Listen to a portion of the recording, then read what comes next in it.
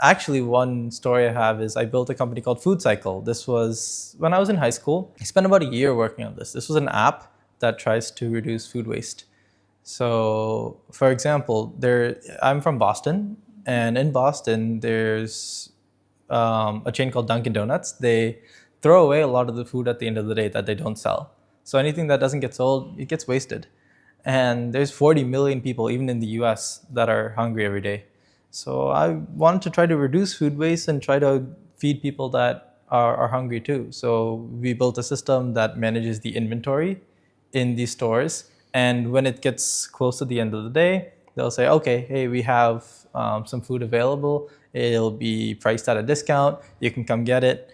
And we actually built this whole thing out, and we'd collect some fees from those sales and use those fees to donate the rest of the food to a food bank or a food shelter or homeless shelter. But we spent so long working on this. We got a bunch of businesses on board. They're ready to do it. They use the app. They put their menus on there. Spent months and months working on this. And we ended up launching in like February 2020, which is 1 month before COVID happened and all the restaurants shut down. Oh, so that became an utter failure, Yeah, if I can say that. for sure, for sure. But the happy ending is I believe there's a company, I forget what the name is, but after COVID, there's a company that did this and it became very big. I think it was one of the App Store's top apps.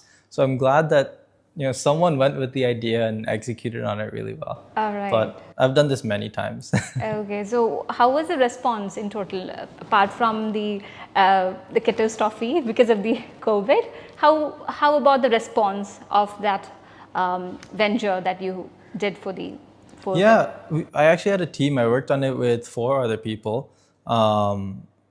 We actually got some good responses from businesses. A lot of failures though. I had to ask so many companies. I'd call so many of them, and most of them would just say no and hang up. In fact, in the beginning, I said, we're not even going to sell your food.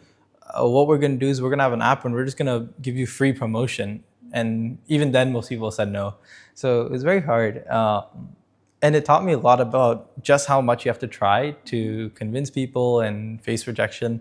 It was tough, but I learned a lot from that. All right.